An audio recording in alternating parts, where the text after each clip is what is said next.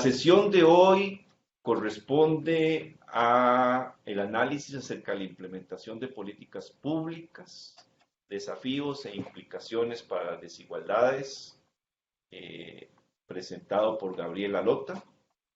Gabriela es profesora de la Administración Pública y Gobierno de la Fundación Getúlio Vargas en Brasil. Es graduada y tiene una maestría en Administración Pública, tiene un doctorado en Ciencias Políticas y de la Universidad de Sao Paulo. Es autora de varios libros y artículos en el tema de la implementación de políticas públicas. Ha trabajado en asesoría para el diseño y evaluación de políticas para diferentes gobiernos brasileños. Vamos a darle la palabra a Gabriela. Un saludo a todos desde Costa Rica, primero que todo. Y tratemos de mantener los micrófonos cerrados para que no haya ruido de fondo y a disfrutar la ponencia de Gabriela, que tienes el tiempo que necesites.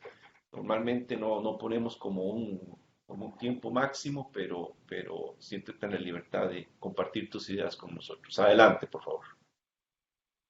Bueno, hola a todos y todas. Muchas gracias por la invitación. Mucho gusto estar acá con ustedes. Conozco a algunos de ustedes, pero no todos.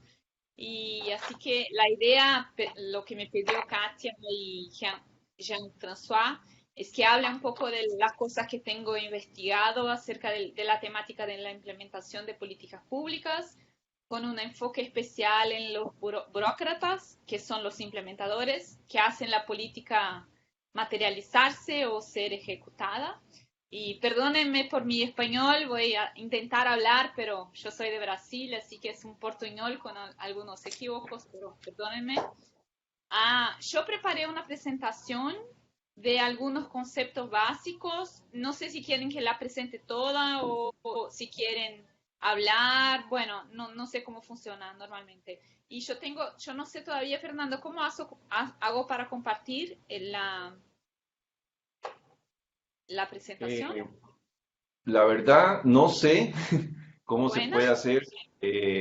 Supongo que vamos a ver tal vez en la parte de acá hay un pantalla. share screen. Compartir pantalla, sí, ahí creo que puedes hacerlo. Bueno, vamos a intentar. ¿Me ¿Están viendo? Ahí. Te escuchamos, Katia. Hola, perdón, Hola. pero la tecnología a veces no funciona muy bien. Pero estamos acá. Pero Bueno, ya te oímos, Katia. ¿pueden Qué ver bueno. Gracias, Fernando. Sí, habría que ponerla en formato de, vamos a ver cómo se hace eso, quitar el menú. Exacto, todo. Ya ahí digamos, yo la veo bien. Si uno quita el menú que está a la derecha, se ve bien.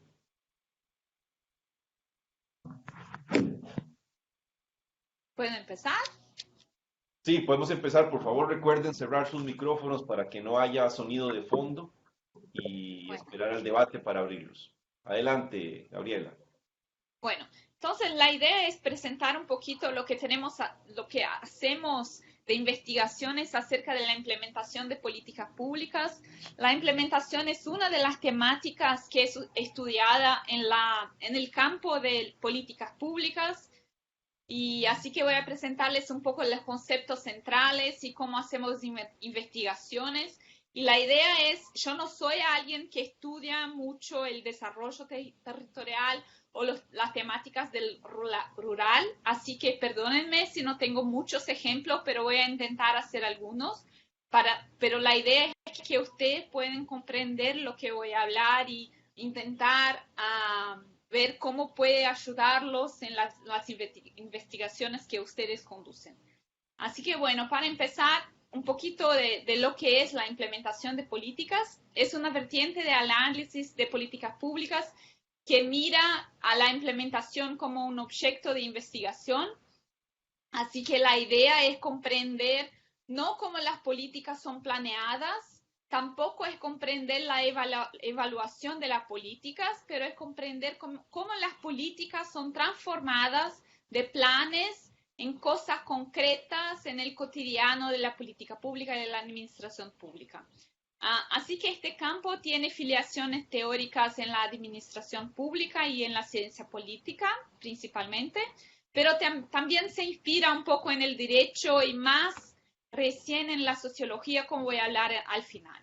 Y la cuestión central de estos estudios es comprender por qué hay diferencia entre los objetivos que han sido planeados y los resultados que han sido alcanzados. Así que sabemos, quien estudia políticas públicas sabe que muchas veces tenemos frustraciones porque lo que planeamos no llega a lograr los resultados.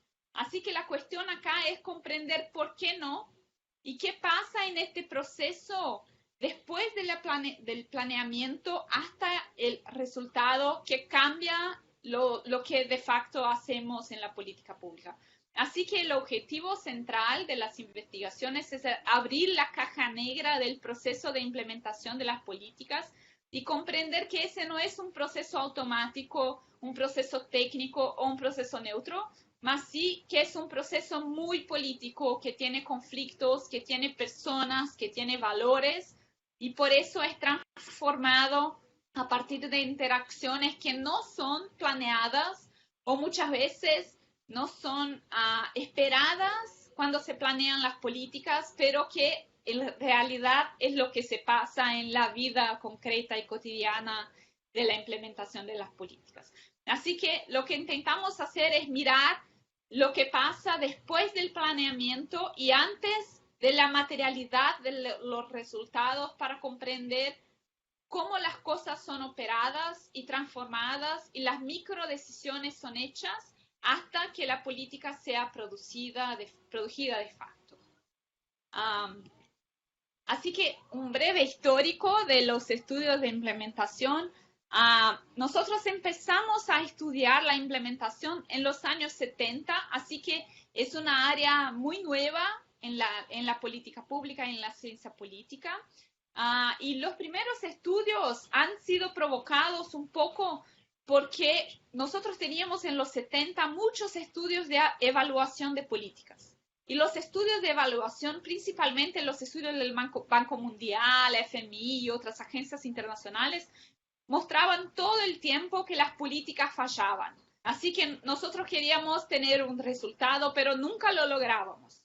Entonces, en los 70, algunos cientistas políticos y administradores públicos empezaron a preguntarse por qué las políticas fallan, por qué no logramos alcanzar lo que queremos cuando implementamos las políticas. Así que la primera generación de estudios, lo que llamamos de top-down, ha sido una generación que tenía como temática central comprender lo que se pasa en este proceso mirando desde arriba a abajo.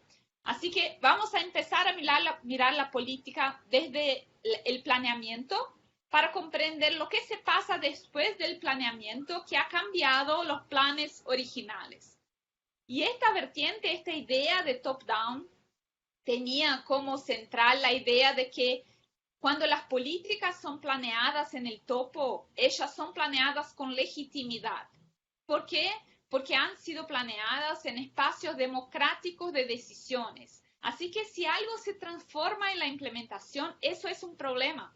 Eso es un problema para la democracia, porque no son las personas que han sido electas para tomar decisiones que han hecho decisiones. Solo para dar un ejemplo, cuando, por ejemplo, un maestro en la clase hace alguna cosa que cambia la política de educación, la idea acá es el maestro no tiene legitimidad para cambiar la política porque él no ha sido electo para decidir acerca de la política. Así que es un problema de la democracia cuando tenemos problemas de la implementación.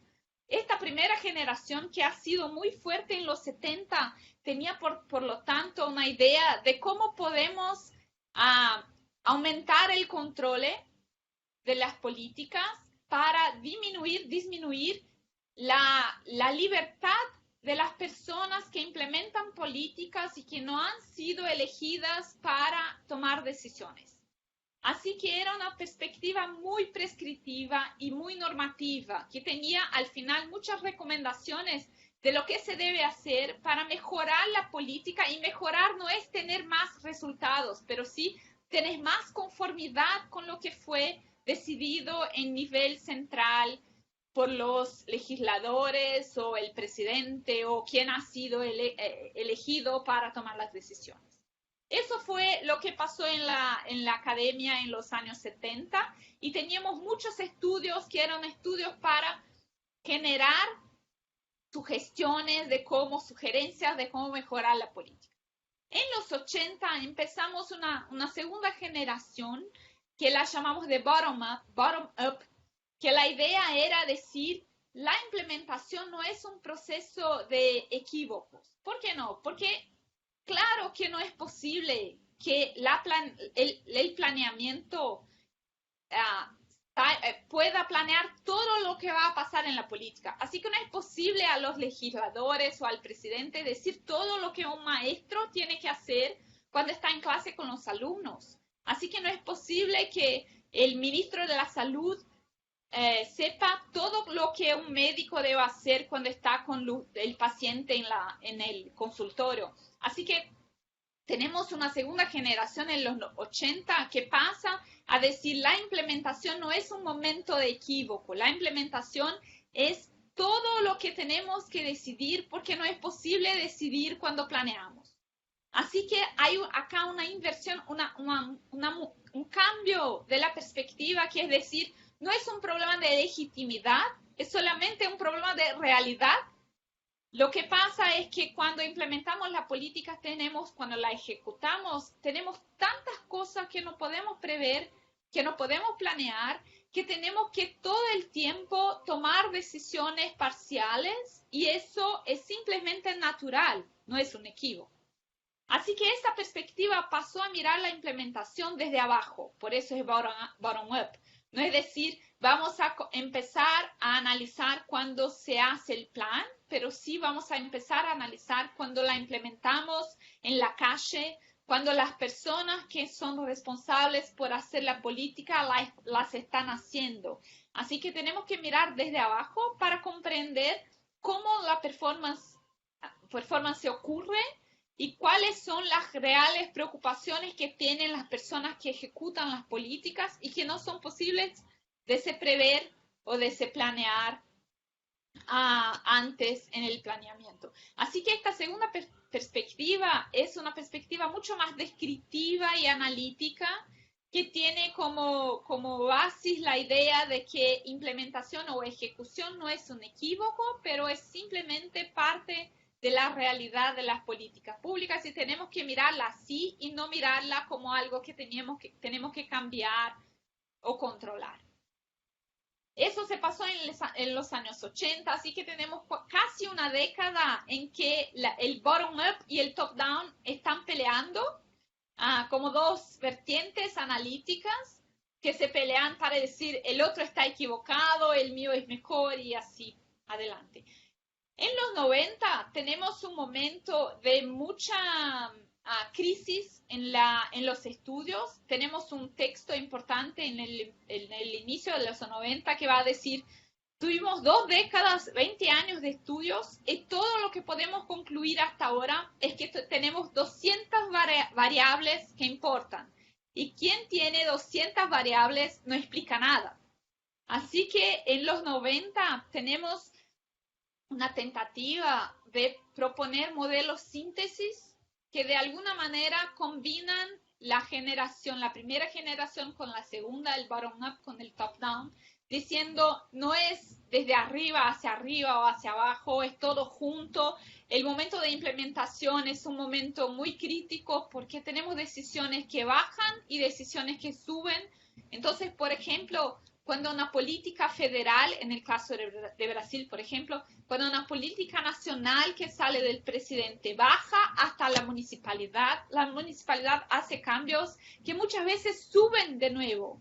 Y el presidente cambia la política porque desde abajo se hacen experimentaciones que no han sido planeadas. Así que tenemos que proponer un modelo de análisis que junten el top-down con el bottom-up, porque la vida real de la política es un proceso que sube y baja todo el tiempo y no es tan claro el movimiento o la dirección.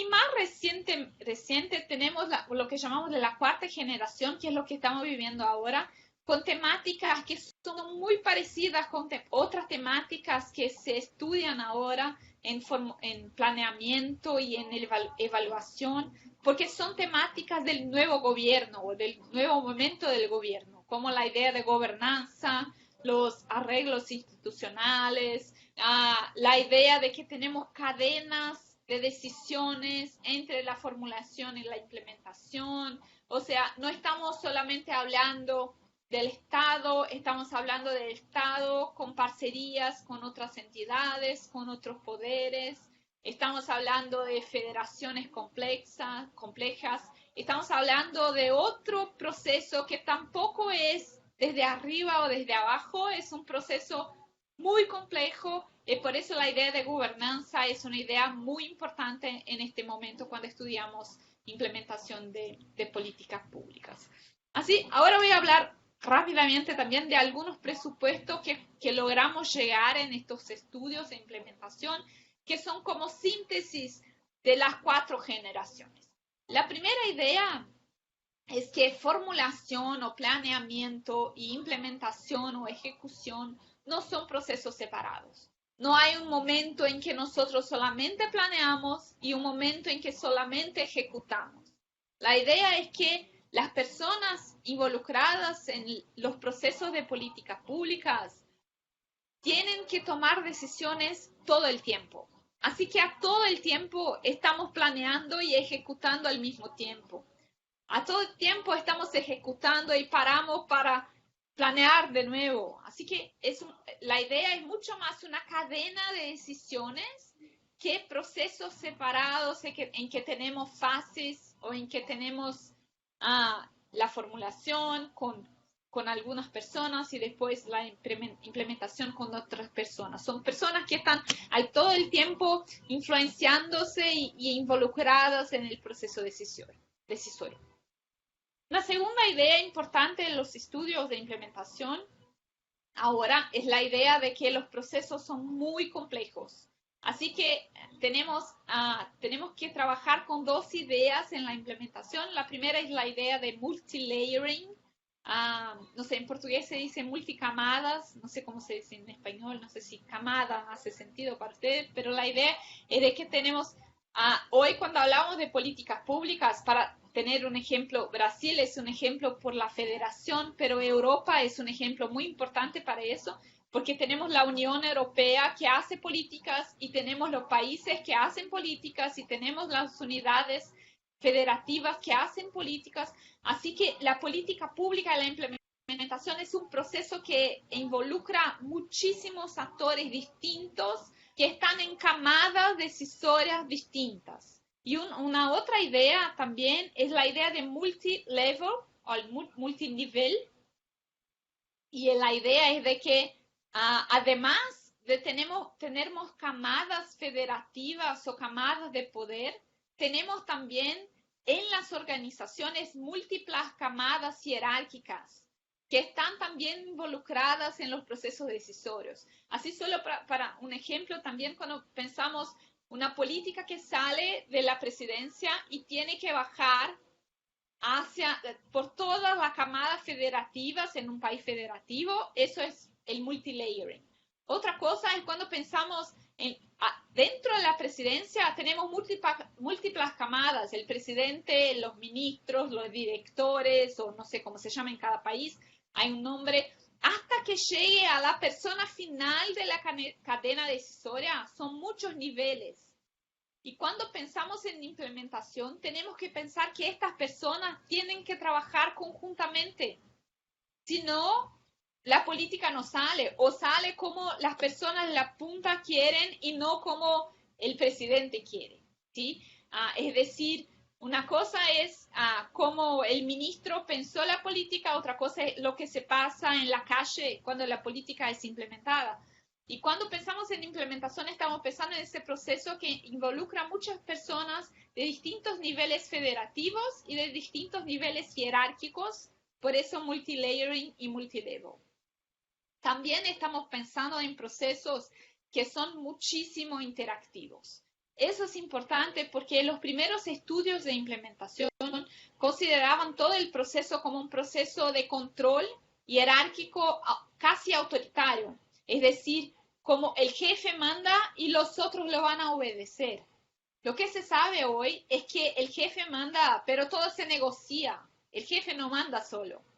Todo se negocia. Y cuando pensamos en el proceso de participación, que es el caso de América Latina, estamos pensando de múltiples interacciones también con la sociedad civil que interfiere en el proceso decisorio del gobierno. Así que la implementación es un proceso en que a todo el tiempo estamos interactuando con múltiples actores y negociando, y no estamos ejecutando como máquinas, estamos decidiendo conjuntamente.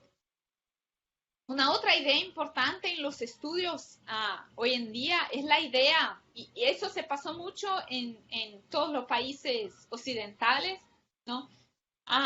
De que hoy tenemos muchos actores no estatales también involucrados en la implementación de políticas. Hasta los 80, cuando hablábamos de implementación, estábamos hablando solamente de los actores estatales. Hoy hablamos de actores estatales y no estatales. Solamente, no sé cómo es el caso de los países que están acá, representados, pero en Brasil, por ejemplo, casi 50% de la salud pública es implementada por organizaciones no gubernamentales que son contratadas por el gobierno para implementar la política. Así que estamos diciendo que hay un médico que no es del gobierno que implementa una política gubernamental. Y la pregunta es, ¿esta persona tiene que ser estudiada como un actor que implementa políticas? Sí, claro, porque él está implementando una política, mismo si no es de una organización gubernamental. Así que para quien estudia implementación, la idea de actores no gubernamentales como implementadores es una cuestión, porque hasta los 80, como les dije, estudiábamos solamente las personas que son del Estado. Y ahora tenemos que estudiar personas que son del Estado y personas que no son del Estado, porque también son responsables por implementar políticas públicas. Aparte de eso, otra idea que tenemos hoy es la idea de que los procesos de implementación son influenciados por múltiples factores. ¿Por qué eso es importante? Porque hasta en los 80 los estudios no decían lo que importa son los factores gubernamentales o organizacionales o institucionales. ¿Por qué un maestro hace una cosa o hace otra cosa? ¿O por qué un médico o por qué un técnico de extensión rural hace una cosa o hace otra cosa? Y la respuesta hasta los 80 era, ellos hacen eso porque hay instituciones que los hacen hacer eso, que los influencian a hacer eso. Hoy lo que sabemos es que cosas como, por ejemplo, los valores personales o las relaciones personales importan muchísimo para explicar por qué los implementadores hacen lo que hacen. Así que no se puede explicar por qué un maestro tiene cierto comportamiento en sala solamente porque la política es así. Él también se comporta de una manera porque es mujer o es hombre, porque es negro o es blanco, porque tiene una vida u otra vida y ciertas relaciones u otras relaciones. Así que hoy sabemos que los procesos de implementación son muchísimo influenciados por cosas que no están en la política, que están fuera de la política. Y al final, la última idea importante acá es de que los estudios de implementación presuponen mirar la política como ella es. Eso es una cosa que decimos siempre a quien estudia o quien quiere estudiar implementación, porque no podemos estudiar implementación imaginando lo que queremos encontrar, pero sí lo que vamos a encontrar. Y la idea que dije antes de la caja negra, que tenemos que abrir y decir, esa es la vida como es, la realidad como es, y no como gustaríamos que fuera, ¿sí? Esa es un poco la idea. Es por eso que estudiamos implementación, para comprender cómo la realidad es y no cómo gustaríamos que fuera, pero sí mirarla en su realidad. ¿Debo seguir o no sé si quieren parar para hacer alguna pregunta, intervención o sigo? ¿Qué te parece, Fernando? Tal vez mejor terminas y abrimos Bueno.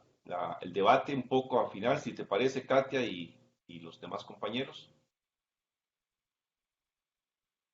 Sí, tal vez yo creo que es mejor seguir y después podemos abrir una sesión de preguntas. Si está bien para usted también, Gabriela. Sí, sí, sí, está bien, está bien. Bueno, entonces cuando estudiamos implementación de políticas, podemos intentar comprender distintas cosas. Y acá voy a hablar un poquito cuáles son las cosas que intentamos comprender.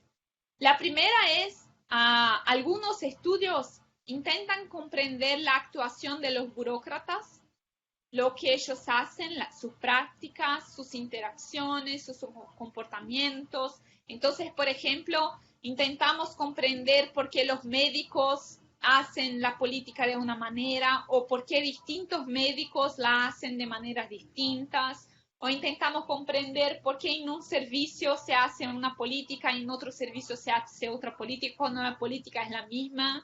Así que tenemos acá la idea puede ser comprender la actuación de los burócratas, las personas que implementan la política. Hay una otra manera de estudiar la implementación que es comprender los factores que influencian la actuación de los burócratas. Así, la idea acá es comprender lo que influencia sean los factores institucionales o organizacionales, o bien sean los factores personales, el género, la edad, si esas cosas hacen o no diferencia para la implementación de la política. Solo para dar algunas ideas, tenemos, por ejemplo, muchas pesquisas en Estados Unidos que muestran que policiales blancos o negros implementan políticas totalmente distintas por ser negro o por ser blanco. Así que la idea acá es comprender los factores que pueden influenciar la actuación de los burócratas y generar prácticas distintas, que es la pregunta que dice antes. Otra manera de estudiar implementación es comprender o analizar los resultados de la actuación para las políticas públicas o para los usuarios. Así que, por ejemplo, comprender si un burócrata hizo una cosa u otra cosa, o si un servicio manejó de una manera y otro manejó de otra manera, si eso generó distintos resultados, o si eso generó prácticas más o menos incluyentes o inclusivas para los usuarios. Entonces, por ejemplo, las pesquisas acá que intentan comprender por qué una escuela o un hospital ha logrado tener buenos resultados y otra no ha logrado tener buenos resultados, mismo teniendo las mismas políticas para implementar. Así que hay una parte de los estudios que buscan comprender los resultados de las distintas actuaciones, sean los resultados para la política o para el usuario, el ciudadano. Así que para mirar estas cuestiones que dije ahora, hay tres posibles recortes analíticos. Un primero son los estudios que miran para los arreglos institucionales. Así que miran, por ejemplo, quiénes son los actores involucrados en las políticas y en los procesos decisorios, cómo se da la participación ciudadana, cómo las políticas se manejan federativamente. Así que no miran los actores, pero miran los arreglos institucionales para comprender quién está involucrado en qué decisión y de qué manera la decisión es tomada como una lógica institucional. Hay otro recorte analítico que mira hacia los instrumentos de las políticas. Así, por ejemplo, cómo son construidos e implementados los cadastros, los formularios. Hay cuestiones, por ejemplo, solo para dar un ejemplo, que buscan comprender cómo un formulario distinto de políticas crea políticas completamente distintas. Por ejemplo, un formulario que trata género como múltiples posibilidades y otra que trata solamente mujer y hombre. eso tiene impactos importantes para la política y para el ciudadano. Y cuando miramos eso, estamos mirando solamente los instrumentos, no las personas, pero como los distintos instrumentos de implementación pueden generar políticas y resultados distintos. Y hay una tercera manera, y esa es la que yo hago más. Yo ya hice las tres, pero lo que tengo hecho más es mirar los actores, o sea, las personas que están involucradas en el proceso de implementación. Y acá tenemos básicamente distintos actores que pueden ser analizados o estudiados. Tenemos lo que llamamos de mid-level bureaucracy, que son las personas que manejan equipos, por ejemplo, los directores de escuela o los directores de hospitales, o yo no sé los nombres de eso en otros países, pero las personas que manejan equipos y los equipos son responsables por implementar la política e interagir con los usuarios. Pero podemos mirar solamente el mid-level, que son esas personas que influencian a las personas de abajo a implementar la política. El mid-level tiene como función central traducir lo que viene desde arriba hasta abajo y traducir, por lo tanto, las normas y las reglas en operaciones prácticas. Y el contrario también, traducir las operaciones en normas y reglas. Hay también en la implementación lo que llamamos de back office, que son las personas que trabajan en la implementación, pero no hacen interacción con el público. Ellos son las personas que están abajo del mid-level, pero no hacen interacción. Y tenemos que el contrario del back office, los street level bureaucracy. Street level son las personas que también están abajo del mid level, pero el street level interage con el público y yo voy a hablar más del street level en unos minutos. Pero la idea es, si ustedes imaginan cualquier servicio público, cualquier equipamiento público, una escuela, un hospital, nosotros tenemos el mid-level que maneja, abajo tenemos el back office y el street level. El back office le da soporte al street level y el street level hace interacción con el público. Y hay también gente, y acá principalmente gente en Francia, que no estudia los actores, pero estudia las interacciones. Así que el objeto son las interacciones entre las personas y no los actores en sí. Yo voy a hablar un poco más del street level bureaucracy porque son lo que más se estudia en el mundo de la implementación, pero si ustedes quieren, después podemos hablar más del mid-level y del back-office o de la interacción o de los otros recortes analíticos. Pero el street level es el principal punto de análisis que los estudios de implementaciones han hecho en las últimas 2 o 3 décadas. Bueno, yo voy a hablar un poquito del concepto de street level bureaucracy. Eso es un concepto que fue creado por Michael Lipsky, que es un americano en los 80. Él tiene un libro que se llama Street Level Bureaucrats de 1980. Y lo que conceptuó Lipsky es que los street level, o en Brasil los llamamos de burócratas de la calle, si lo hablara en español, ¿no? O burócratas de nivel de rua. Bueno, lo voy a decir en inglés porque me parece extraño la calle o en rua hablar así. Bueno, los street level bureaucrats son funcionarios que trabajan directamente en el contacto con los ciudadanos de los servicios públicos. Así que todas las personas que tienen interacción con el público son un street level bureaucrat.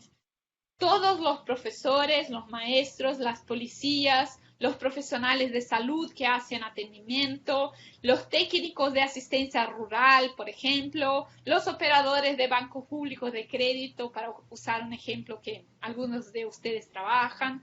Así, todas las personas que hacen contacto con el público son un street level. Acá no nos importa si el street level es un burócrata tradicional, que es funcionario público contratado por el gobierno, o no nos importa eso. Si es una persona que interage con un ciudadano para implementar una política, es un street level. Así que, por ejemplo, tenemos estudios que hacen comparaciones entre los street level que son funcionarios públicos contratados por el gobierno y street level que no son contratados por el gobierno, son contratados por un tercero o por una organización no gubernamental, pero implementan la misma política pública. Así que no nos importa la manera como son contratados, nos importa que ellos interagen. ¿Y por qué la interacción es importante para nosotros acá? Y lo que hay en común entre todas las personas que están en esta categoría. Lo que hay en común entre todos ellos, y no importa si son policías o profesores, lo que hay en común es que todos ellos son la persona que materializa la idea del Estado en el cotidiano de los ciudadanos. Así que si a nosotros nos gusta o no nos gusta el Estado, nos gusta o no nos gusta el maestro de nuestros hijos, el médico del hospital, la persona que maneja el ómnibus, estas personas son las personas que materializan el contacto que nosotros ciudadanos tenemos con el Estado. Todos los días nosotros interagimos con el Estado por medio de street level bureaucrats.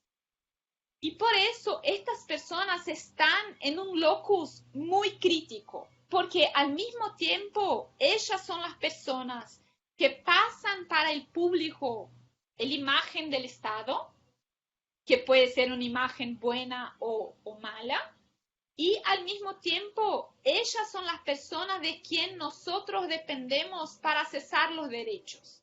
Así que si nosotros tenemos o no derechos garantidos en la práctica, no depende de las leyes y no depende del legislativo y no depende del presidente. Depende del maestro, del médico, del hombre que maneja el ómnibus. Depende de las personas que implementan las políticas y de las personas con las cuales interagimos.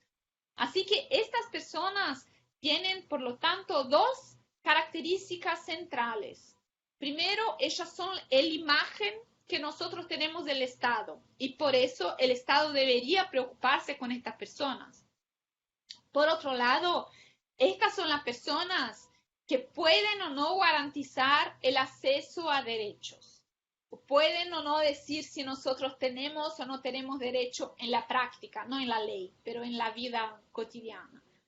Así que para que nosotros ciudadanos podamos acceder a la administración pública, dependemos fundamentalmente de los street level bureaucrats.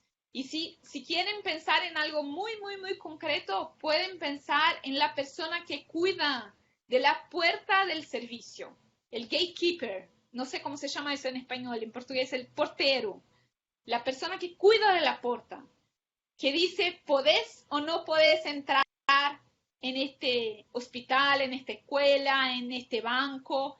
Esta persona es un street level bureaucrat. Y él dice si podemos o no acceder al servicio. Y aparte de él, tenemos otras personas que van creando formas o maneras de decir si podemos o no acceder a los derechos. Al mismo tiempo, como yo les dije, hay muchas investigaciones que muestran que una imagen negativa del street level bureaucrat crea una imagen negativa del gobierno. Hay, por ejemplo, pesquisas en Estados Unidos también que muestran que en estados donde las personas crean que la policía no les protege, en estos estados se cae, disminuyen la cualificación de la democracia. Las personas no creen en la democracia. Y en estados donde las personas confían en la policía, las personas confían en la democracia. Así que la relación cotidiana con los burócratas de nivel de la calle es importante para la democracia, es importante para la imagen que creamos del Estado. Es por eso que decimos que estas personas que son el final de la cadena, están en el más bajo nivel jerárquico de las organizaciones. Asimismo, estas personas actúan como policymakers, porque ellos hacen la política todos los días. Cuando un gatekeeper decide si podemos o no entrar en el servicio, él está haciendo la política. Y no importa si la política tiene una ley diferente o distinta, porque en la práctica lo que él dijo es lo que va a pasar. Así que las decisiones que ellos hacen en su cotidiano son al final las decisiones de la política pública, y por eso si la política logra alcanzar los resultados o no, eso depende de cómo ellos deciden, de cómo ellos toman las decisiones. Por eso actúan como policymakers. Al mismo tiempo, lo que la teoría va a decir es que ellos vivencian una controversia política muy, muy crítica. ¿Por qué? Porque como ellos son la interfase, las personas que interactúan con el público y al mismo tiempo están allá personalizando el Estado, ellos son al mismo tiempo presionados por el público y presionados por los ciudadanos. Imaginen ustedes, cuando vamos a un servicio y no somos bien atendidos, nosotros no peleamos con el presidente, peleamos con la persona que está en nuestra frente, adelante de nosotros. ¿Y quién es esta persona? Es un street level bureaucrat. Al mismo tiempo, esta persona que tiene una pelea de nosotros, con quien nosotros peleamos, es una persona que también es presionado por su jefe, que le dice: tenés que cumplir la meta, tenés que ser productivo, tenés que ser eficiente, otras cosas que son las reglas de la política que llegan a él. Así que la literatura tiene una imagen que es la idea de que este street level bureaucrat es presionado doblemente por los dos lados, el público, el ciudadano y el jefe. Y él está ahí, no sabe muy bien lo que hacer con la presión, que son presiones completamente distintas. ¿Y por qué ellas son presiones distintas? Porque el jefe quiere productividad, quiere que sea más rápido, quiere que sea más eficiente. Y el ciudadano nunca quiere más eficiencia, el ciudadano quiere más tiempo, quiere más atención. Nosotros nunca vamos a una consulta médica queriendo salir luego. Nosotros vamos queriendo mucho tiempo y mucha atención, pero al mismo tiempo todas las otras personas también quieren mucho tiempo, mucha atención. Así que estos burócratas tienen que decir no todo el tiempo, tiene que ser rápidos, pero también dar atención. O sea, ellos tienen que manejar la presión y no es fácil hacer eso. Por eso la literatura, no voy a entrar en eso acá, pero solo para decirles, hay un concepto que se usa para decir lo que pasa con la presión, que se llama coping. Es un concepto en inglés de la psicología, y coping es la idea de cómo enfrentamos la presión. Y lo que se pasa, hay muchos estudios mostrando eso, es que estas personas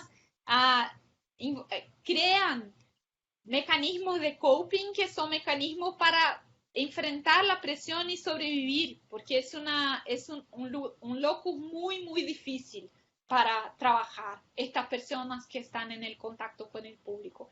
Imaginen ustedes, nosotros en Brasil tenemos muchos problemas ahora con las escuelas, imagino que no sea un caso solamente de Brasil, pero por ejemplo tenemos mucha violencia en las escuelas. Al mismo tiempo tenemos muchas crianzas, muchos chicos que estudian y otros que no estudian, y familias que estudian y los ayudan y otras que no. Y así que el maestro tiene que manejar una clase con 30 chicos y decidir quién puede estudiar, quién no puede, a quién les da tiempo extra o no, y cómo maneja con la violencia que hay en la clase. O sea, es un universo muy difícil para manejar. Y para sobrevivir, estas personas van creando mecanismos de enfrentamiento en que hacen cosas que la política no espera. Por ejemplo, un mecanismo de coping es la idea de que seleccionamos quién es el público, se llama creaming, quién es el público más fácil de tener buenos resultados. Es cuando, por ejemplo, un profesor decide que solamente va a administrar la clase para los 5 mejores alumnos, porque él solo se puede comprometer con los 5. Eso, si pensamos en la política, es un absurdo total, pero la realidad del profesor es que él tiene 30 personas en su frente y no sabe cómo manejar con las 30 personas. Así que tiene que tomar decisiones que son muy, muy críticas, y una de las maneras es elegir quién son las personas que puede manejar y que puede ayudar de facto. Así, esta presión, la presión de los dos lados genera prácticas de coping que son prácticas muy difíciles porque perjudican a la política pública o a los ciudadanos. Hay coping para los dos lados, buenos para la política y buenos para el ciudadano o el contrario. Bueno, entonces eso es un poquito el concepto de los street level bureaucrats. Y también ahora un poquito de cuáles son las actividades que definen lo que es un street level bureaucrat y por qué podemos decir que estas personas que interactúan con el público son parecidas entre sí. Yo me recuerdo una vez, hace algunas semanas, una profesora que trabaja con educación me preguntó cuál es el ventaja de trabajar, de llamar a los profesores de Street Level Bureaucrats y no llamarlos a profesores. ¿Por qué estamos cambiando el nombre? Y estamos cambiando el nombre cuando queremos comparar y decir que hay cosas que son comunes a los profesores y a los policías y a los técnicos de extensión rural. Y hay cosas que son comunes a todos ellos y no importa cuál es la política que ellos están involucrados. ¿Cuáles son estas cosas? Y yo voy a decir ahora cuáles son estas cosas que son comunes a todas las profesiones, aparte de las cosas que ya dije antes, porque todos ellos son funcionarios que trabajan con el contacto, determinan acceso, actúan como policymakers, son presionados. Todos esos viven esas cosas, pero hay cosas que solo ellos hacen y todos ellos hacen todo el tiempo. ¿Cuáles son esas cosas? La primera cosa es una tarea que todo burócrata de nivel de la calle tiene que hacer, que es la idea de categorizar. ¿Qué es categorizar? Es cuando tenemos que transformar una demanda individual que nos llega en una categoría previamente existente en las políticas. Toda política trabaja con categorías. Por ejemplo, la categoría de pobre, la categoría de mujer, la categoría de joven, la categoría de pequeño productor familiar. Toda política tiene categorías. Lo que pasa es que las personas no son categorías. Las personas son infinitas experiencias, infinitas cosas que están todas mezcladas. Y lo que el burócrata tiene que hacer es recibir una persona y transformar las informaciones que recibe en una categoría existente. Así que él tiene que conversar con alguien y decirle, sos pobre. Tiene que conversar con alguien y decirle, sos joven. Tiene que conversar con alguien y decirle, sos un potencial beneficiario de un programa de vivienda. Él tiene que transformar las personas en categorías. Este proceso es un proceso que todo burócrata de nivel de la calle hace y que solo los burócratas de nivel de la calle hacen. Y lo que es peor es que esos burócratas que tienen que categorizar no son las personas que crean las categorías. Así lo que se pasa en la realidad es que muchas veces las categorías que llegan a ellos no son categorías que existen o no son categorías que se encajan en la realidad. Y ellos tienen que hacer las personas encajarse en la categoría que él tiene, y eso no es un proceso simple. ¿Cuáles son las implicaciones de la categorización? Hay dos tipos de implicaciones. Una primera implicación es que la categoría lleva a las políticas. Así que si sos categorizado como pobre, podés acceder a ciertas políticas. Si no sos, no podés acceder a ciertas políticas. Así que el proceso de categorización es también un proceso que genera lo que podés o no accesar y acceder. La segunda implicación que la literatura muestra más recientemente es de que la categorización crea identidad. Las personas no son pobres hasta que el Estado les dice sos pobre. Las personas no son negras o no son agricultores familiares hasta que el Estado les dice sos un agricultor familiar. Las personas no se miran como familia hasta que el Estado les dice sos una familia. Así que la categorización crea identidades. Yo voy a contar un caso muy rápido de que ha sido escrito por un francés que muestra un poco cómo eso funciona. Fue un caso de un servicio de inmigración en Francia. Ese caso está en un libro. Y lo que se pasa es que llega un hombre, un hombre viejo, al servicio de inmigración y la mujer, la burócrata, le pregunta ¿cuál es su nacionalidad? Y él contesta yo soy kurdo. Y la mujer mira la lista de el rol de las nacionalidades y dice no hay kurdos, hay turcos. No sé si ustedes saben, pero los kurdos y turcos tienen una pelea terrible. Y el hombre contesta no, yo no soy turco, yo soy kurdo. Y la mujer dice no hay kurdo acá. Y él dice, pero muy, muy bravo, dice yo no soy turco, yo soy kurdo. Y ella le contesta, hombre, si querés ser kurdo, no vas a acceder al Estado francés. Y así que el hombre se encuesta en la cadera y dice, muy bien, ahora soy turco. Así, esta es la idea de que la categorización le dice si puede o no accesar políticas. Al mismo tiempo, la categorización tiene una implicación en la identidad de las personas. Para mostrar lo que les dije. Una segunda cosa que todo burócrata del nivel de la calle hace es distribuir beneficios y sanciones que afectan al bienestar de los clientes. Ellos distribuyen beneficios y sanciones considerando la categorización que hicieron. Así que, por ejemplo, las personas que trabajan en servicios sociales en Brasil deciden quién va a recibir la beca familia, la Bolsa Familia. O sea, distribuyen beneficios considerando si categorizan a las personas como pobres o no. O la persona del banco que puede distribuir el crédito rural a unas personas o a otras, considerando la categorización que hizo. O sea, los burócratas distribuyen los beneficios que materializan el Estado de Derecho y los derechos. Pero hay burócratas que también distribuyen sanciones. Y el caso más común es el caso de la policía. La policía decide a quién va a parar en la calle para mirar si tiene drogas o si tiene algún ilícito. O sea, la policía distribuye sanciones en la calle, así como el profesor puede distribuir sanciones a sus alumnos.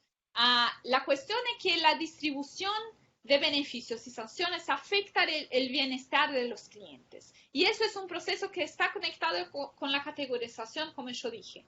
Así que ellos categorizan, dependiendo de la manera como categorizaron, distribuyen beneficios y sanciones que afectan al bienestar. Y este proceso también, como después voy a hablar un poco más, como tenemos mirado, es un proceso muy crítico cuando pensamos en desigualdades.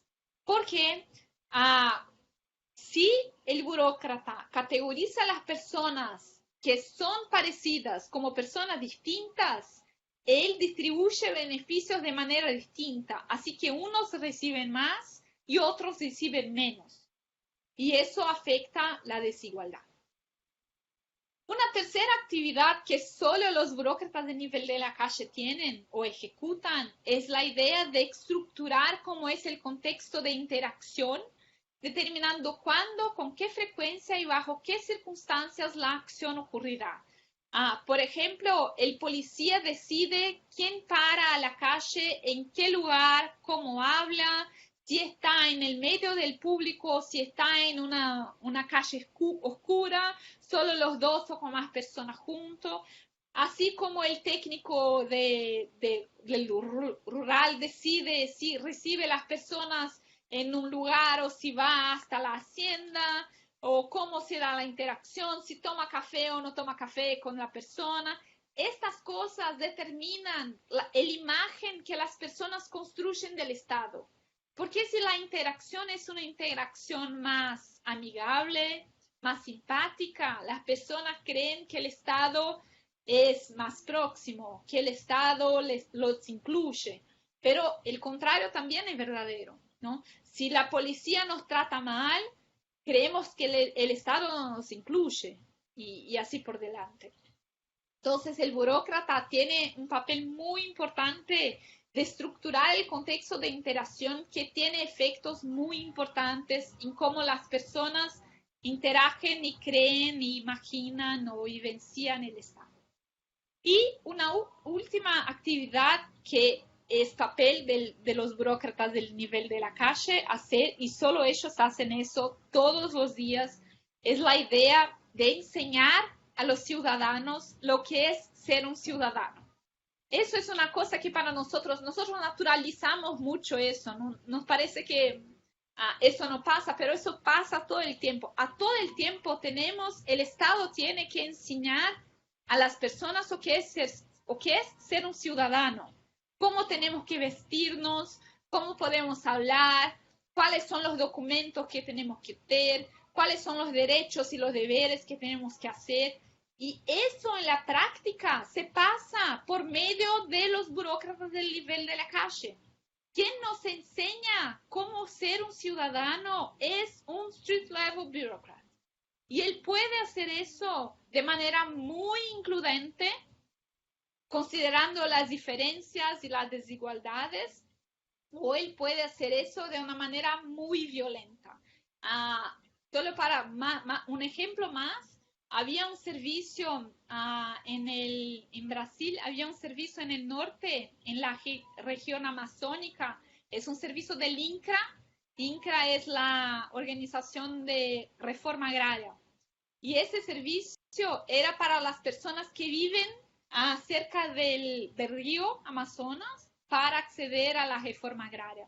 Y el portero, el gatekeeper del servicio, decidió que no dejaba a las personas acceder al servicio de chinelas y bermudas, solamente de ¿cómo se llama?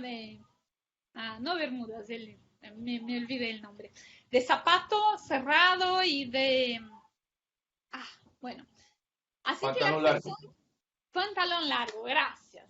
Así que las personas que llegaban de bermuda y quien llega al servicio que vive en el río llega de barco, y quien anda de barco no anda de pantalón. Así que las personas llegaban al servicio y el portero le decía: no podés entrar acá porque no estás de pantalón. O sea, esta persona está enseñando al ciudadano lo que es ser un ciudadano y cómo se debe comportar, pero lo enseña de una manera completamente excluyente. Así que la manera como los burócratas usan el poder que tienen de enseñar el papel de ser un cliente puede tener impactos terribles a la política pública. Y para hacer todo eso, el concepto central que usamos para analizar la actuación de los burócratas de nivel de la calle es la idea de discrecionariedad. En inglés es discretion, el concepto, y la idea es que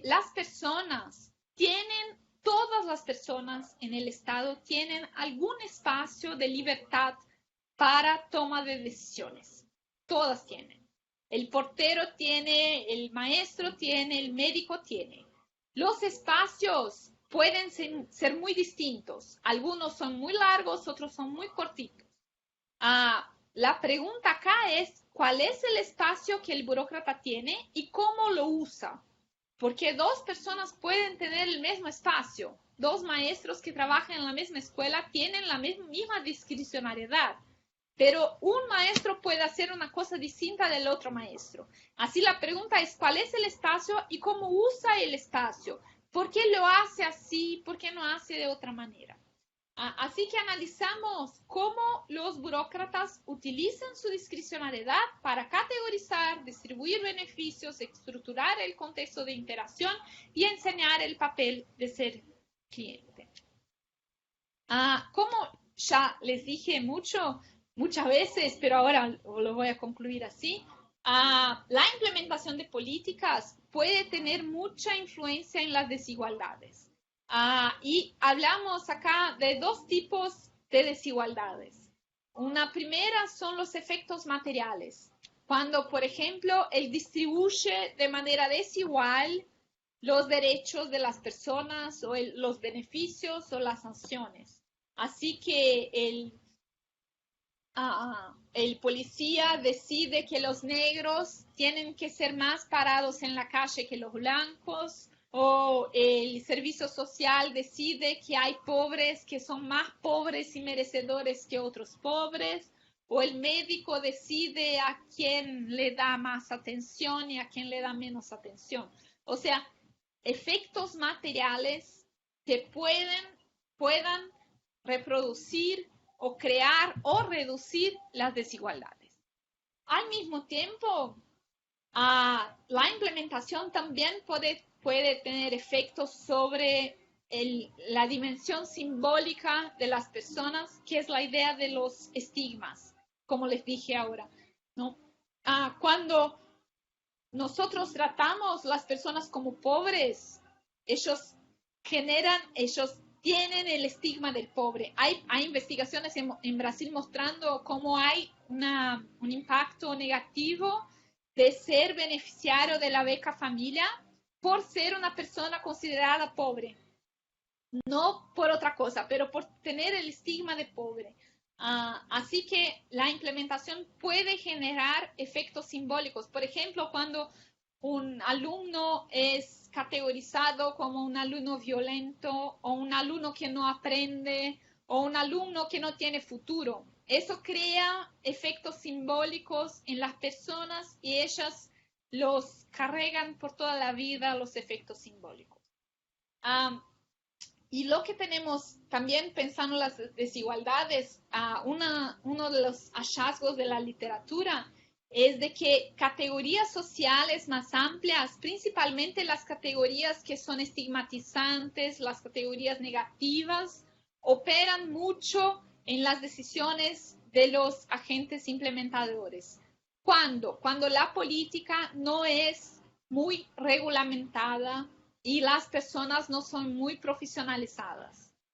Así, cuando, por ejemplo, no tenemos una profesión regulamentada que crea categorías muy claras entre los burócratas, eso abre más espacio para que las categorías sociales estigmatizantes sean utilizadas en la discrecionalidad, ¿sí? Entonces, un ejemplo más, en Brasil, la beca familia, quien hace el cadastro es una persona que se llama cadastrador, que trabaja en la municipalidad.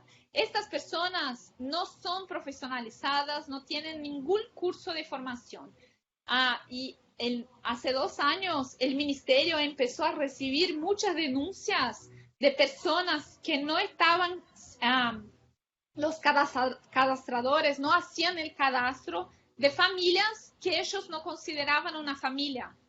Por ejemplo, homoafectivas o familias de la madre que no tiene el padre y cosas así. Así que los cadastradores les decían, no sos una familia, por eso no podés recibir el beneficio social, porque mi concepción de familia no es tu concepción de familia.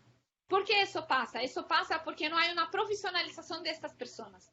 Así que la formación es mucho importante para influenciar el uso de la discrecionalidad en la implementación. Y una última cosa que es un hallazgo de un autor sueco llamado Bo Rothstein, quizás lo conocen porque él trabaja mucho con políticas sociales y desarrollo. Rothstein tiene investigaciones que muestran que cuanto más selectivas son las políticas, mayores son las posibilidades de que la selección de personas aumenten la exclusión. ¿Qué pasa acá? Cuando la política es universal, todos deben recibir la misma cosa. Nosotros no le damos la discrecionalidad al implementador para elegir quién va a recibir o qué. Así que no hay mucho uso de categorías estigmatizantes. Pero cuando la política es selectiva y cuanto más selectiva es la política, más le damos a estas personas el poder de elegir quién son los pobres merecedores, quién son los negros merecedores, quién son las familias de agricultores que merecen más. O sea, hay un proceso de generar una discrecionalidad más grande para el burócrata para elegir personas en políticas selectivas, y eso puede ser muy crítico para la inclusión social y eso puede aumentar la desigualdad. Así que es eso, algunos conceptos muy amplios, pero podemos hablar más si quieren, con preguntas más específicas y ejemplos si quieren.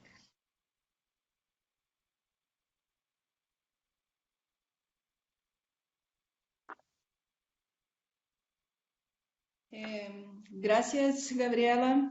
Muy interesante, muy provocador también para pensarnos. Yo creo que ahora tenemos algo como 30 minutos para algunas preguntas, comentarios, reacciones. Bueno, está abierto si alguien gustaría de empezar. No sé, vos primero, sí. Sí, es que estamos, bueno, primero que nada, muchísimas gracias, Gabriela, por tan interesante charla. Espero que nos compartas tu presentación en PowerPoint porque tiene elementos ahí interesantes de revisar. A mí hay algo que digamos que me llama la atención de todo el planteamiento. Estábamos discutiéndolo con Luis acá, sobre todo alrededor de la idea esta del street level bureaucrat, que es efectivamente, yo comparto bastante lo que has dicho. Son la cara del Estado, son la cara y no son solo la cara, sino son el que determina cómo el ciudadano considera su Estado y por ende su sistema democrático. Entonces, si es una mala cara, si es un maltrato, la imagen del Estado y por ende el nivel de apreciación sobre la democracia va deteriorándose, ¿no? Y eso lo vemos aquí, por ejemplo, hay muchas quejas con la forma en que el ciudadano recibe respuestas de la seguridad social, de la caja del seguro social, cuando vamos a una consulta externa a un hospital. Ese es como el ejemplo clásico. Pero me preocupa un poquito que tal vez no ha habido tiempo de elaborarlo más, pero que sea como muy lineal el planteamiento de que alrededor de estas actividades que las explicaste muy bien, que tiene este tipo de burócrata, sea como en un transmisor directo de que si una política pública es excluyente, es mala o es incompleta, este va a transmitir de manera lineal esa mala cara, en la forma de una mala cara, a las demandas de los ciudadanos. Yo estoy de acuerdo que eso ocurre y puede ocurrir la mayoría de las veces, pero también puede haber un espacio para que estos tipos que tienen que ver con el día a día, con las demandas de los ciudadanos, sabiendo desde su práctica que esas políticas son deficientes o mal diseñadas, más bien busquen espacios alternos. Voy a poner dos ejemplos de eso. Uno es, por ejemplo, aquí hace muchos años cuando comenzó a implementarse la política de pagos por servicios ambientales. Bueno, la política se diseña top-down para que aspiren únicamente gente que tenga un derecho de la tierra, o sea, puedan demostrar legalmente que son propietarios, de la tierra. Bueno, resulta que en la península de Osa, al sur del país, existe una gran cantidad de gente que vive metida en una reserva forestal que ellos, porque fueron invasores hace muchos años, no tienen un título de propiedad, entonces quedaban fuera de esa política. Y claro, entonces los operadores de la política, estos street level bureaucrats, se encuentran con ese problema, se encuentran con la necesidad de que ellos no deforesten, de que ellos están ahí, no los pueden sacar tampoco. Entonces hay que buscar algo y comienzan a transmitir hacia atrás la necesidad de que hay que buscar algo intermedio para ese tipo de gente, porque la política simplemente contempló únicamente gente propietaria. Entonces, ahora hay una figura alterna ahí que no se les reconoce porque no son dueños de la tierra, pero son poseedores de la tierra y pueden accesar a eso. Eso es un ejemplo.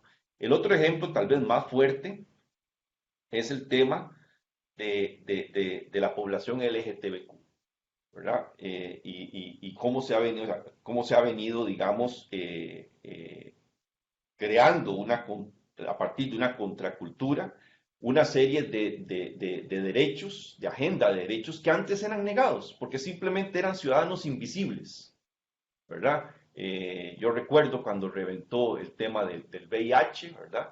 Simplemente iban y no se les recibía, no se les atendía, porque simplemente ni siquiera estaba categorizada su condición sexual, su condición de riesgo, su condición de vulnerabilidad frente a una enfermedad que encima de todo era nueva y devastante. Y es a partir de ahí que se comienza más bien a generar una contrafuerza, por eso es que se le llamó una contracultura, para comenzar a cambiar las políticas públicas y otorgar, como dices, universalidad de derechos y primero visualización de la población y luego la universalidad de derechos. Más recientemente aquí en Costa Rica se acaba de firmar una directriz para garantizar derechos de seguridad social a la población transgénero. Bueno, eso era imposible hace 5 años, hace 10 años ni siquiera la gente hablaba de estas personas porque eran invisibles. Y muchas veces estos street-level burócratas se encuentran de cara con eso, tienen enfrente a una persona transgénero y ni siquiera tienen en sus protocolos cómo atenderlos, porque la política nunca contempló eso. Pero lo tienen ahí sentado, tienen esa realidad social. Es una persona en riesgo, es una persona altamente vulnerable, vive la prostitución porque simplemente le cerraron las puertas por todo lado. ¿Qué hago con esa persona? Entonces, dentro de la no normativa, dentro de la no política, tengo que buscar espacios para ver primero cómo atiendo ciertas necesidades y después para atrás cómo comunico la deficiencia de estas políticas públicas. Pero eso cuesta tiempo, yo estoy de acuerdo. No sé, Luis, si quieres de una vez amarrar. Sí, las dos, porque es parte de la misma discusión. Un poco en la misma línea, conversábamos que cuando se habla del papel de estos street-level bureaucrats en la reproducción de las desigualdades, pareciera que se plantea un escenario considerando la evolución histórica a nivel teórico y conceptual que nos mostró al inicio, muy desde las políticas de tipo top-down. Entonces, lo que conversábamos era cómo analizar esta dimensión desde un enfoque más propositivo y considerando un poco lo que se mencionaba en los nuevos estudios sobre gobernanza de arreglos institucionales, cómo plantear, considerándolo un poco desde el punto de vista de las capacidades de los actores de base, cómo plantear espacios, si bien no normativizados, quizás con un cierto nivel de institucionalización que permitan, digamos, generar cambios más puntuales en esa dinámica.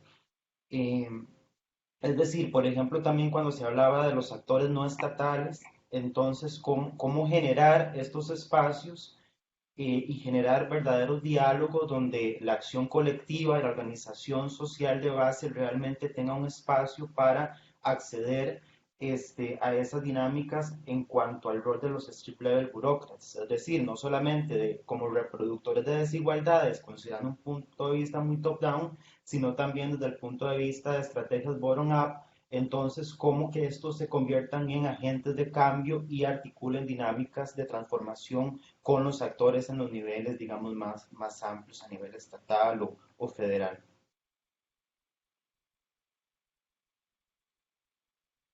¿Tendremos más preguntas?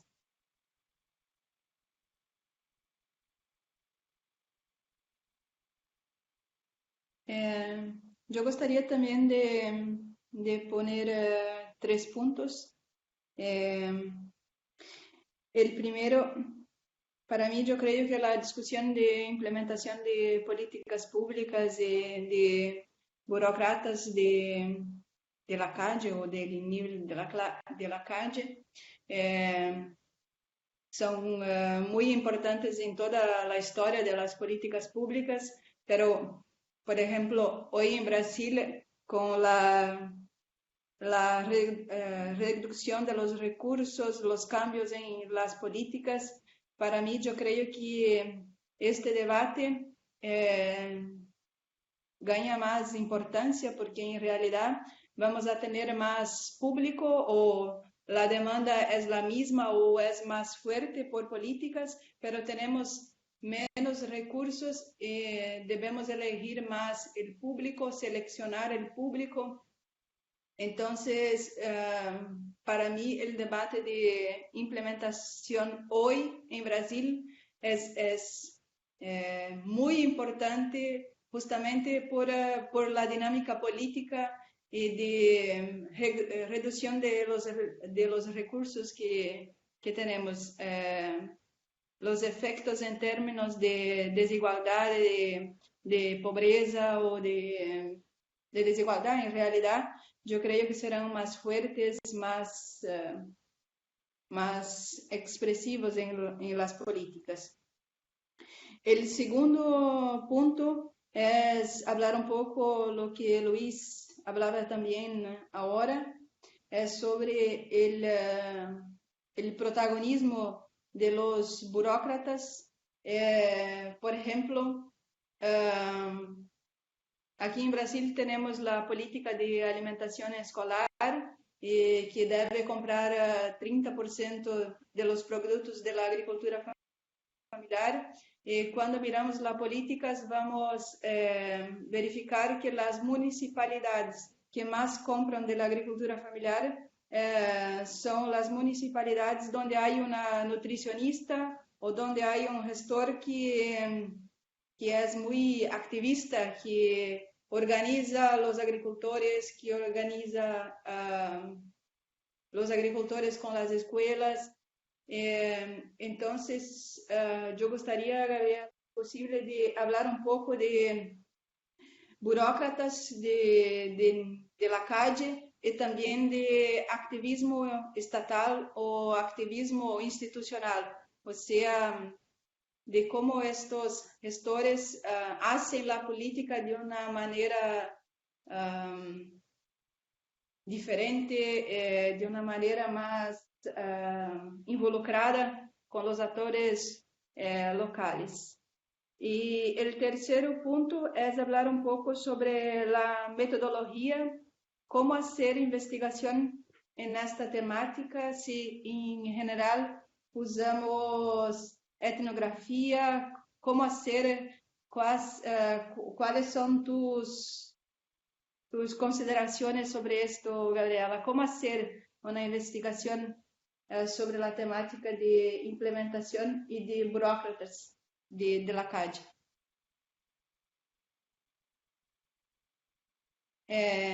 ¿Alguien más?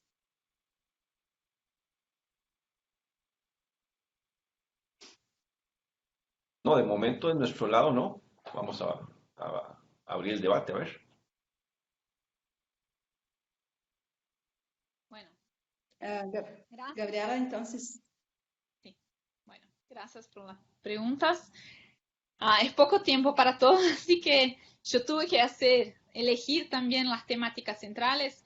Así que hay cosas que yo no dije y las preguntas son acerca de eso, pero voy a intentar decirles más rápido. Una primera cuestión es una distinción importante que yo no hice, pero voy a hacer ahora, entre lo que llamamos políticas top-down y bottom-up y análisis de políticas top-down o bottom-up. Yo estaba hablando acá del análisis de la política. ¿Qué es eso? Es la manera como nosotros miramos la política y no cómo la hacemos. Así, y la otra cosa es cómo la hacemos. Tenemos políticas que son hechas desde arriba y esas son políticas top-down. Tenemos políticas que son creadas desde abajo y esas son políticas bottom-up. Pero nosotros, como investigadores, podemos analizar desde abajo. Y si la miramos arriba, la preocupación control. Si la miramos desde abajo, es mucho más con la descripción y el análisis pasa y no con el control. Así que son cosas distintas. Nosotros como investigadores, por ejemplo, podemos analizar de manera bottom-up una política que ha sido creada de manera top-down. No sé si fui clara, pero la pregunta que me hizo Fernando, en algunos momentos hay las dos cosas. Acá yo no hice esa distinción. Así que es importante hacerla, porque cuando yo estoy diciendo que los burócratas muchas veces hacen cosas que pueden reproducir desigualdades, yo puedo decir eso porque estoy mirando para la política desde abajo y no me importa si es una política top-down o bottom-up.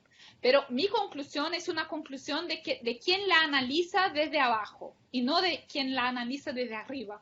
Porque yo estoy mirando lo que está ocurriendo en la práctica y no lo que teníamos como objetivos, ¿sí? Y ahí es importante también una cosa que los tres me han preguntado o han puesto la temática, que es la creatividad, lo que nosotros llamamos de discrecionalidad, pero podemos llamar de creatividad o libertad de acción del burócrata, puede ser usada para el bien o para el mal, y para el bien o el mal de la política o de la vida de las personas. Así que podemos tener cosas, el lado sombrío, el lado iluminado de la creatividad en la misma persona y en la misma política y en el mismo lugar, ¿sí? La misma persona, y mis investigaciones del doctorado, yo acompañé y hice etnografía con 24 personas. Y en algunos momentos las personas hacían cosas que eran muy incluyentes y en otros momentos usaban su libertad para hacer cosas que eran muy excluyentes, la misma persona. Así que la creatividad puede ser para el bien o para el mal, y el bien o el mal de la política o de las personas que usan la política. Así, por eso hacemos análisis desde abajo, porque la idea es comprender lo que ocurre, no lo que queremos que sea o que la política esperaba, pero lo que ocurre cuando esas personas están interagiendo, están implementando, están ejecutando la política en la punta del servicio. Eso es un poco la idea que tenemos. Así, y hay una parte, Fernando, de los estudios, Fernando y Luis, ¿no? Olvidé el nombre, perdóname. Hay una parte de los estudios. Perdón, es que estamos compartiendo algunas ideas acá. Hay una parte de los estudios hoy que buscan comprender cómo podemos mejorar las capacidades de los burócratas para que esa creatividad sea usada de una manera mejor. Porque es eso, la misma creatividad puede ser usada para los dos lados. Y para ser usada de manera positiva, que sea una creatividad incluyente, una creatividad que genere buenos resultados, esas personas precisan de capacidades. Eso ya lo sabemos. La pregunta es, ¿qué capacidades para qué políticas y para qué personas? Entonces, por ejemplo, una cosa que nosotros ya sabemos es que las personas que trabajan en servicios sociales precisan aprender a cómo interagir, precisan aprender cosas básicas de la diversidad, de los derechos, de la cuestión de género, porque si nosotros no los enseñamos eso, nosotros como política pública no los enseñamos, ellos no lo van a aprender, y eso significa que ellos van a utilizar las categorías sociales estigmatizantes en la práctica, porque no les damos otras capacidades para usar en la creatividad de otra manera. La idea es, si ellos no tienen otros recursos, ellos no los van a usar. ¿sí? Por eso las capacidades son importantes para que generemos otros tipos de recursos en términos de conocimientos, de capacidades, de maneras de comprender el mundo, para que les posibilite usar la creatividad de una manera benéfica para el ciudadano. Y eso no viene automáticamente, eso no viene con todas las personas. Y un problema que tenemos en Brasil muy crítico para eso es muchas veces estamos seleccionando personas equivocadas para el servicio, porque tenemos los procesos de selección son isonómicos y las pruebas iguales a todos, y lo que pasa es que estamos, por ejemplo, contratando maestros que nunca entraron en clase y no saben hablar con el público, o estamos contratando policías que son racistas, no sé, porque no podemos contratar mejor las personas. Así que la idea es cómo podemos generar capacidades para que las personas usen su creatividad de una manera benéfica para el ciudadano y para la política pública, porque eso no es automático. Y Katia, yo concordo totalmente con lo que dijiste.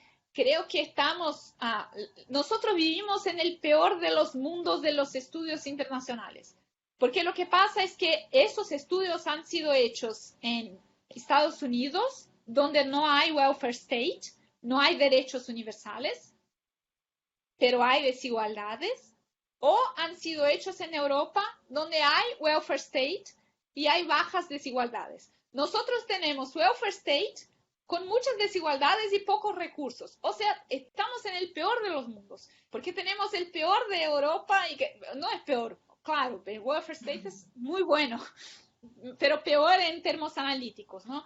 Porque estamos en el mundo más crítico de todos, lo que genera para estas personas la necesidad de hacer selecciones muy difíciles. Lo que dijiste yo estoy totalmente de acuerdo, y creo que vamos a ver esto mucho más peor, porque no me parece que vamos a cambiar los derechos para decir tenemos menos derechos, pero vamos a tener menos recursos. Así que estas personas van a tener que elegir quién son los prioritarios y los más merecedores. Y eso es muy crítico. Yo veo eso ahora en la salud, y yo estoy haciendo ahora investigaciones, la misma investigación con enfermeras, agentes comunitarios de salud, asistentes sociales, profesores y policías. Estoy aplicando la misma investigación con los 5. Y yo estoy viendo cómo en las políticas sociales esto está muy crítico, porque la idea es que nosotros estamos haciendo a estas personas crearen nuevos procesos de prioridad que no están en la política, pero ellos tienen que tenerla, porque ellos no tienen espacio para todos, no tienen recursos para todos.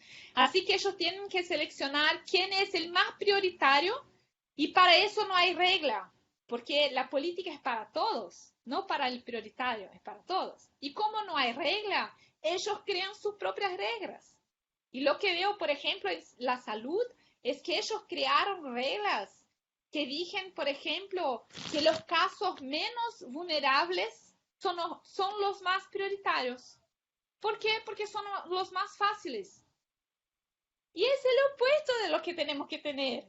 Claro que los más vulnerables, las personas que usan drogas, las personas que tienen muchos problemas de vulnerabilidad, tienen que ser prioritarios, pero la política no dice eso. La política dice todos tienen que ser tratados de la misma manera. Así que cabe al burócrata decir, si no tengo recursos para tratar a todos, ¿a quién trato primero? Y ellos hacen selecciones que son terribles en términos de inclusión y desigualdades. Así que me parece que estás muy cierta. Hay una película buenísima que muestra cómo eso se pasa, que es Me, Daniel Blake, Eu, Daniel Blake, Yo, Daniel Blake, que es el caso del welfare state en Inglaterra, y cómo la disminución del welfare state crea para el burócrata del nivel de la calle decisiones que son terribles, muy críticas. Así que la reducción de recursos va a ser todavía más crítica para ellos. Acerca del protagonismo, yo ya dije un poco que la creatividad puede ser usada para el bien o el mal.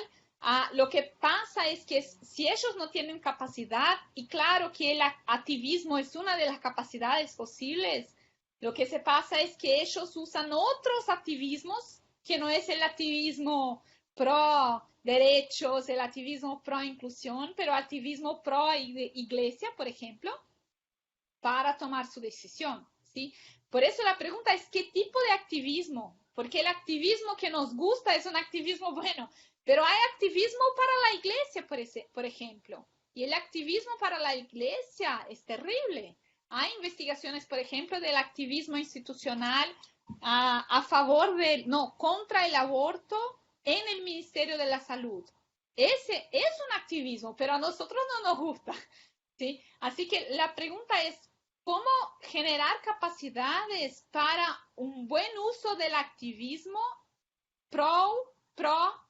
en favor de los derechos de la inclusión social?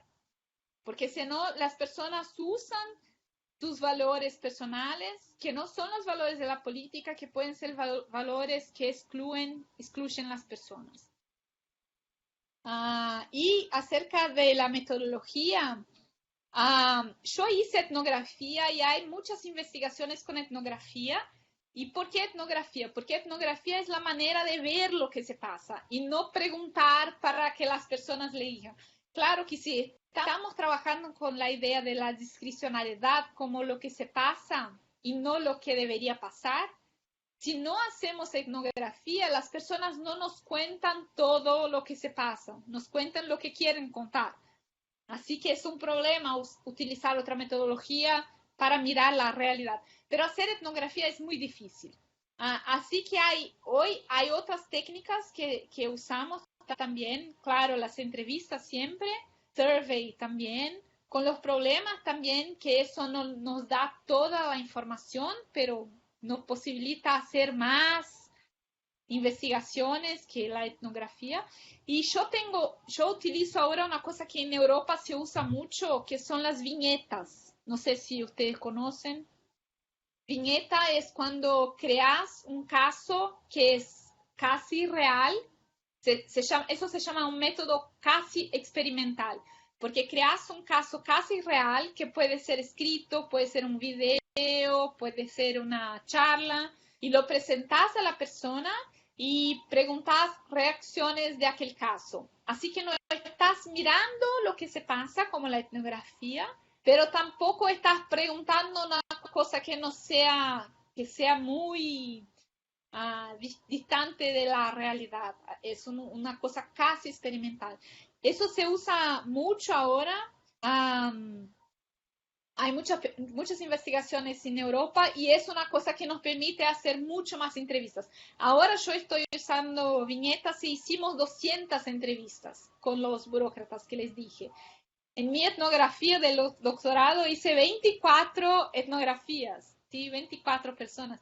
Así que son 10 veces más porque es un método que te permite hacer más rápido, pero tiene limitaciones también.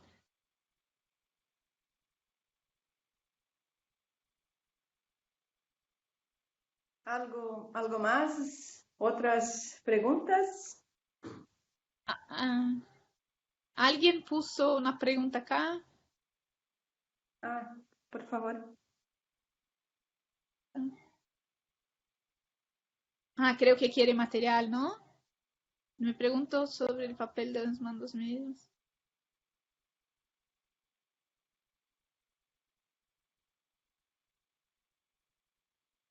Bueno, yo voy a mandar los materiales después. Él me pide, es Mario, ¿no? Pide material de gobernanza y también del nivel medio, de los mandos medios.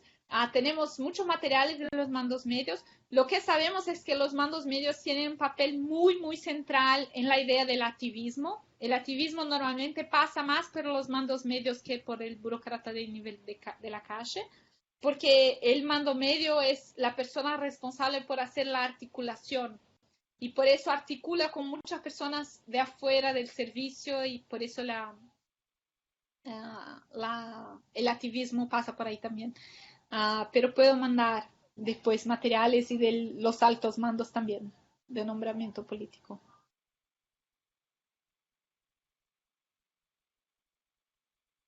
¿Algo más?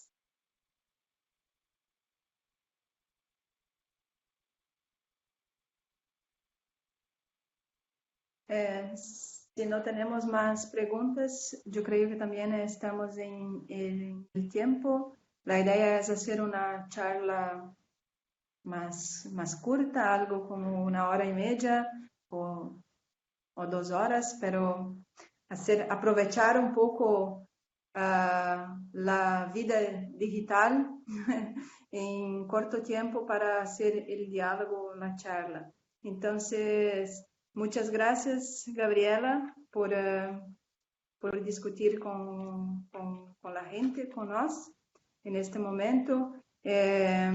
La Red de Políticas Públicas y Desarrollo Rural es una que hace investigación empírica, pero también tenemos muy interés en avanzar en el diálogo más analítico, más conceptual.